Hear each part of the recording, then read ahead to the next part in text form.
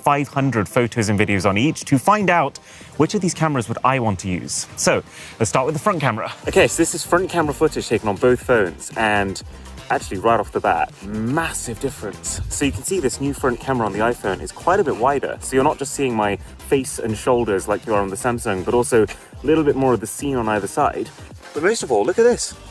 It's just completely blown out on the Samsung, but you can see so much more of the sky details on the iPhone. What about stabilization? So this is meant to be one of the key things that's improved with the iPhone camera this time. And to be honest, when you're just walking around, you can't really tell the difference. They're both pretty fantastic.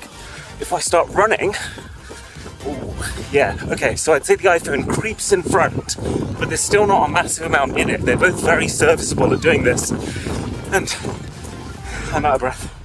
So yeah, the iPhone 17 Pro's front camera experience is probably the best I've ever used on a phone. And it's partly wideness and stabilization. It's partly how well it works on third-party social media apps, but also this new ability to rotate the camera to landscape without even needing to flip the phone. Which means when I want to take landscape video on my iPhone, I can do so while still holding the phone upright so that my eyes are looking at the middle of the screen. But if I wanted to take that same video on the Samsung, then my eyes are looking at the screen, but the camera is all the way over here. So you notice the lack of eye contact. And when it comes to photos, Apple's image processing seems to have finally stabilized. You know, older iPhones used to make your skin look really rough, not anymore. They used to have this weirdly warm tinge, not anymore. The skin tone and color of these iPhone 17 shots is, well, I mean, it's a little boring compared to Samsung's vibrancy, but it is more technically correct. So Apple can take the overall win in front cameras.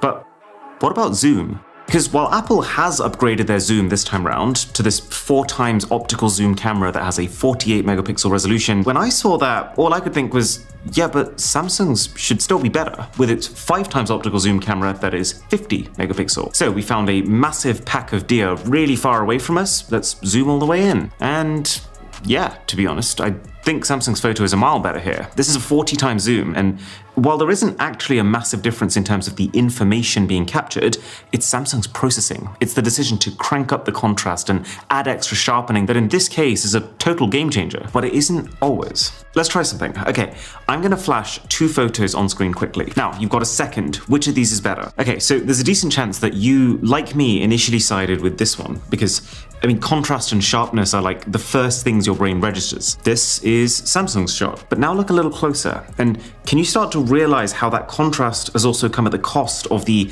natural color and texture of the animals? Here's another example. I think Samsung is more immediately eye-grabbing on first glance, but then you start to properly soak it in, and I'm pretty 50-50 between the two. You could literally edit either one of these and